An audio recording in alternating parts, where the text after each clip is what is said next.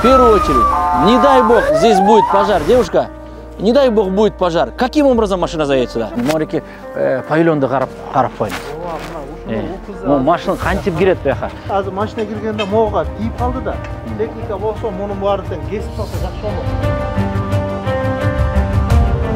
Пусть они торгуют. Даже нет денег, чтобы просто лекарства купить. Вообще, когда затопило рынок, просто посмотрите, что было. Все говорили, служба не работает. Это вот сегодня, благодаря муниципальной инспекции, очищено здесь. Все мы знаем здесь какая картина, правильно? Я до этого директором Тазалыка был. Кишки этой рыбы тазалыковцам приходится с этого арыка, вот именно с этих арыков каждый вечер убирать. Тяжелые металлы оседают на продуктах, и потом говорим, дети, взрослые болеют. Никакой, антисанитария полная.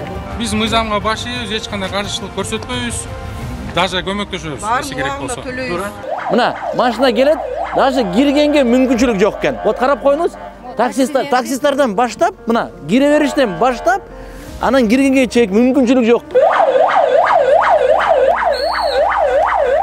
Кудай сактасын, эгер бир пожар, бир кырдал болуп калса, мына көрүп атасыз, машинага тилекке каршы киргенге мүмкүнчүлүк да жок экен.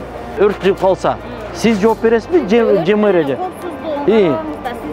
Аннени карайын. Жителдердин жашоо турмушунда карап иштейт. Хорошо, келиңиz, мэрия тарабынан жумуш берилет. Азыр барып келиңиз, тазалык, Зеленхоз, Горлиф, азыркы учурда, андай жумуш кылмайт экенбиз. А неге? 40 000 сом айлык беребиз.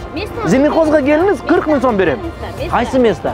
Бу жерде место. Кайсы? Сиз мыйзамсыз турасыз да. Муниципалдык инспекция тарабынан бүгүнкү күндөн баштап дайыма формасында биз рейдтерди улантабыз.